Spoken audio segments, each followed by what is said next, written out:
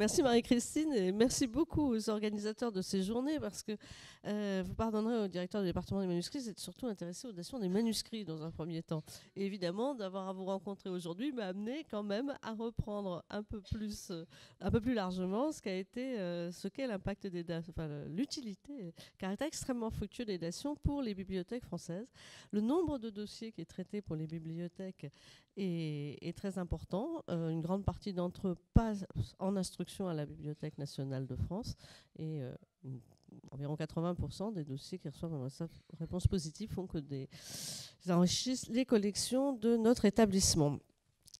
Moi, ce qui me frappe, évidemment, c'est la diversité, à la suite des interventions qui ont été faites, c'est la diversité des types d'objets, si je puis dire, de pièces en tout cas, qui rentrent dans les bibliothèques, évidemment. Grande diversité chronologique, étant donné ça couvre toutes les périodes. Depuis l'Antiquité, on a un musée des monnaies et médailles, la Bibliothèque nationale, jusqu'à la période la plus contemporaine. Et en revanche, on s'en tient pour l'essentiel à des créations françaises, alors que la Bibliothèque nationale, par exemple, couvre tout le domaine extra-européen, puisqu'il n'y a pas de partition des collections suivant les aires géographiques dans la répartition des collections des bibliothèques. Juste pour vous donner un exemple, alors là, pris uniquement dans la Bibliothèque nationale, de la variété des fonds rentrés par dation. Bien sûr, il y a des imprimés. Je pense à une édition originale de Julien Gracq du Château d'Argol de 1939 avec une reliure de bonnet. Mais il y a aussi des fonds importants d'estampes et de photographie. Et pour la photographie, il y a eu pour le fonds de département des estampes et de la photographie, il y a une dation qui a été partagée, c'est Brassailles. Et avec le musée Picasso, parce que tout le côté Brassailles-Picasso est allé à Picasso, vous avez reçu votre part. Et la correspondance Henri Miller-Brassailles est venue au département des estampes. Je le mentionne juste au passage parce que ça, c'est intéressant aussi. Dans l'instruction, on a souvent des dossiers communs. Et alors, c'est très bien quand on a tous envie. Et autrement, c'est des discussions très fructueuses quand on a envie de certaines choses dans un établissement et moins dans l'autre. Mais ça, c'est une petite technique à maîtriser aussi. Donc je parlais des estampes. Pour la musique aussi, la partition des Mamelles de Tirésias, par exemple, qui est rentrée par dation. Les manuscrits, je vais y revenir plus tard. Je voulais aussi dire que ces acquisitions pour les bibliothèques, elles amènent à se poser des questions intéressantes tous ensemble, je crois, et notamment à la commission, pour savoir qu'est-ce qui est du patrimoine. Enfin, effectivement, non seulement il y a le haut niveau, mais qu'est-ce qui fait partie du patrimoine? Et un dossier récent très intéressant, c'était la discussion sur l'entrée d'un fonds qui a été accepté finalement de 90 marionnettes. Et ces marionnettes, elles étaient dues à Chenet, Jacques Chenet, qui est un des grands marionnettistes du XXe. Et je crois que là, il a fallu beaucoup travailler ce dossier pour arriver à dire pourquoi cette représentation d'un art vivant, si je puis dire, les marionnettes, avaient leur place tout à fait dans les dations. La collection est actuellement exposée au musée Gadagne depuis le mois de novembre dernier. Elle est entrée au département des arts du spectacle de la Bibliothèque nationale, mais elle est exposée au musée Gadagne.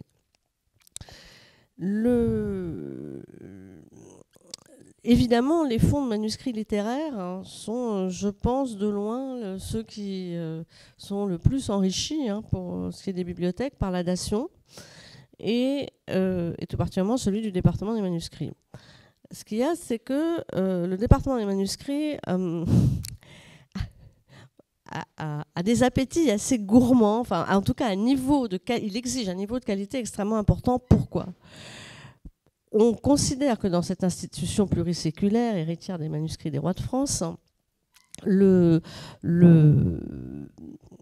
fondement de l'entrée des fonds d'auteurs modernes et contemporains se fait par les dispositions testamentaires de Victor Hugo, qui dit qu'il lègue tout ce qu'il a écrit ou dessiné à la Bibliothèque nationale de Paris, comme on disait à l'époque. Ce qui est très important là-dedans, c'est de savoir qu'on a une culture enracinée de l'entrée non pas d'une œuvre isolée, mais presque systématiquement de l'ensemble d'un fonds. Que ça soit d'un écrivain, d'un philosophe, d'un historien, d'un ethnologue, d'un scientifique. Nous, ce qu'on va chercher, c'est avoir l'ensemble d'un fonds. Quand je dis l'ensemble d'un fonds, c'est à la fois des manuscrits d'œuvres publiées, mais aussi tous les documents préparatoires, les carnets de travail, les dossiers, et également la correspondance et, pièce capitalissime, les journaux, le journal. Donc, la nation, elle s'inscrit dans cette stratégie d'acquisition, si je puis dire, en complément, évidemment, de beaucoup d'autres modes d'acquisition. On l'a dit ce matin.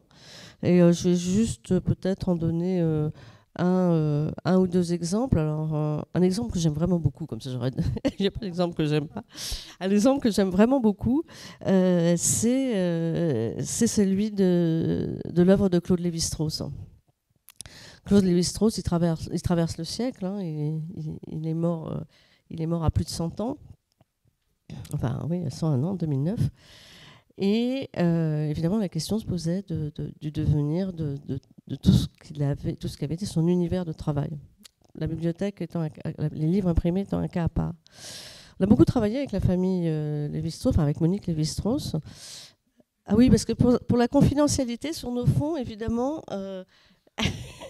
on a beaucoup moins, puisqu'on travaille avec les ayants droit d'auteurs et de créateurs. Et en fait, je trouve que là, on a bien trouvé les bonnes solutions. C'est-à-dire qu'une partie du fonds a été acquis. C'était les fichiers de travail, les fichiers linguistiques, les carnets de voyage, les carnets d'exploration. Le matériau qui a servi à fabriquer l'œuvre. Et les carnets d'exploration sont des carnets extraordinaires. Ils sont tenus au jour le jour, avec toute la rigueur de la méthode des ethnographes. Ils ont suivi Lévi-Strauss au jour le jour. Ils sentent encore la créosote qui a servi à la désinfection quand il est revenu en Europe. Ce sont des matériaux très impressionnants. Cette partie-là, ça a été acquis. D'autre part, Madame Lévi-Strauss a souhaité nous faire don de ce qu'étaient les papiers personnels et la correspondance. Et ça, j'aime bien aussi cette notion qu'il y a certaines choses qui ne se vendent pas. Je trouve ça très important à souligner. Après, chacun a son appréciation. Alors, qu'est-ce qui est entré par Dacion ? Eh bien, ce qui est entré par Dacion, c'est Triste Tropique. Alors, je pourrais vous dire le manuscrit de Triste Tropique, parce que nous, dans notre langage, on appelle ça le manuscrit. En fait, il n'y a pas de manuscrit au sens écrit à la main, autographe de Triste Tropique. Mallory commande ce qui va être l'immense succès de la première publication de Terre humaine. Enfin, Triste Tropique, ça a été un événement assez impressionnant, en plus du lancement de la collection dans le monde éditorial. Et il a fallu l'écrire très très vite. Lévi-Strauss dit même trop vite. Et Mallory l'a harcelé. Enfin, c'était épouvantable. Et donc, Lévi-Strauss a pris sa technique habituelle, si j'ose dire, c'est qu'il a écrit directement à la machine. Et l'intérêt, c'est qu'on voit vraiment ce qu'on appelle, nous, la fabrique de l'œuvre, comment ça marche. C'est-à-dire qu'il écrit avec des lignes très espacées, et après, il va réintervenir sur cette feuille. Il appelait ça bricoler. Et il y a vraiment un côté, effectivement, technique de bricolage. Donc ça, c'est un... Alors c'est un très beau manuscrit. Il y a la photo qui a été... Enfin, très beau manuscrit, un manuscrit extrêmement intéressant. La photo a été montrée rapidement hier dans l'exposé de Claire Chastanier. Je vous rappelle l'incipit de Triste Tropique. Je hais les voyages. Quand même assez beau. Je hais les voyages. Donc voilà pour les peut-être oui, Lévi-Strauss, ça c'est un vrai toujours. D'autant plus que ces fonds sont très exploités parce que nous ne pouvons pas exposer, contrairement à Janie, contrairement au musée, les œuvres. Donc ce qui nous importe pour nous, c'est que les chercheurs travaillent dessus. Donc ce fonds a servi à écrire une très belle biographie de Lévi-Strauss, a servi aussi à faire de l'édition. Alors juste deux remarques, puisqu'on parle des techniques aussi. Je voulais dire que oui, deux petites remarques. La première, ça concerne l'instruction des dossiers par les conservateurs. Même si la Bibliothèque nationale traite un relativement grand nombre de dossiers, c'est quand même pas une fréquence très importante. Enfin, peut-être une moyenne de 1 par an, enfin à peu près, pour nous. Donc, ce qui est très enfin, allez, non mais non mais c'est parce qu'on n'a pas commencé en 68. Le premier dossier bibliothèque c'est en 73, donc on est battu d'une année. Et ensuite, les 10 premières années, c'est un petit peu lent. C'est à partir de 89 qu'on arrive à un rythme plus élevé. C'est pour ça que c'est la moyenne sur l'ensemble, hein. Pardon. Toujours est-il qu'un conservateur dans sa vie ne va pas traiter énormément de dossiers de dation, et que c'est une raison pour laquelle il me semble que le travail collégial, comme très souvent dans le domaine scientifique, est extrêmement important. Nous travaillons toujours ensemble sur un dossier de dation, comme très souvent sur les dossiers d'acquisition d'ailleurs, d'autant plus sur les définitions, sur les valeurs libératoires justement, hein, c'est très important d'être à plusieurs regards. Et je dois dire aussi que travailler avec des collègues et en amont avec la commission des dations, et parfois même en séance pendant la commission des dations, c'est un travail passionnant de partage d'expérience. Donc beaucoup de travail, la préparation des dations, mais on apprend ensemble, et ça c'est bien. Alors deuxième remarque, c'est plus sur les conservateurs qui ne traitent pas 10 dossiers par an, c'est pour les demandeurs, si j'ose dire, ceux qui soumettent des dossiers. Alors ça arrive quand même pour eux, sauf quelques spécialistes quand même, il y a quelques personnes qui en soumettent à répétition, soumettent rarement. Et je crois que nous, en tant que conservateurs, on a tendance à croire que cette procédure est très facile à comprendre. Et en fait, ce n'est pas le cas, elle est très facile à maîtriser. Ce n'est pas le cas, et elle peut être exploitée de façon très différente. On a rappelé ce matin qu'il fallait bien distinguer dation et donation. Et vraiment, quand on parle avec une famille, c'est pas simple à faire passer, hein. Et il faut y revenir, et y revenir, et y revenir. Donc il y a vraiment ce soin à apporter dans le dialogue avec les familles. Et on est parfois surpris que des gens qu'on pourrait croire très armés sur ces questions-là fassent preuve, enfin, vraiment des gens qui sont bien ancrés dans la vie d'aujourd'hui, fassent preuve d'une certaine presque légèreté dans ces dossiers qui peuvent avoir qui peuvent être tout à fait dommageables pour leurs intérêts. Et l'autre chose que je remarque, c'est que évidemment, il y a finalement peu d'hommes de loi ou de juristes en général qui traitent de ces dossiers statistiquement.